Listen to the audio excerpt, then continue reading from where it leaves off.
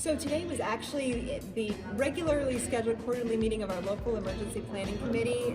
The LEPC is something that's mandated by the EPA as a way for citizens to get access to hazardous materials information in their community.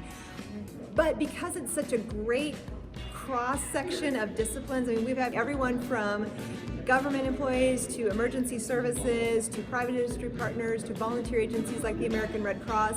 It's a really good mix of just disciplines from all across the county. It also becomes a really good forum for us to do other kinds of emergency planning or to address issues that are really impactful to the whole county.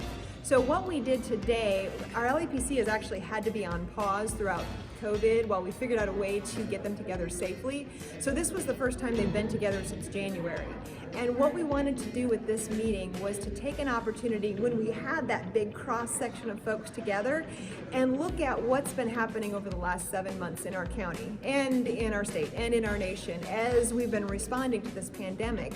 Because one thing we like to do after a disaster is to do what's called an after-action review, where we sit down and look at, okay, how, in our response to this disaster, how were we effective and how were we less effective than we could have been? Are there lessons that we learned?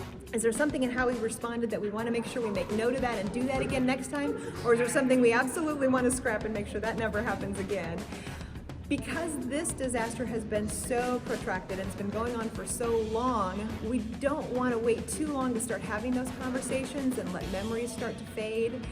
And because we know this is going to be going on for a while longer, this is also an opportunity for us to start making some changes now and actually adjusting our approach.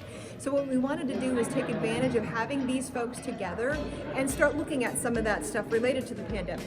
What has gone really well so far that we want to keep doing? What do we want to sustain?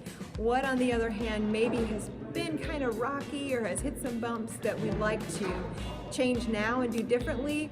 Or if we're already past that phase, do we want to take that lesson learned and apply it to the next time and say, let's just not do that at all? So this was kind of a gathering of a lot of different minds representing a lot of different backgrounds and trying to address our pandemic response to date.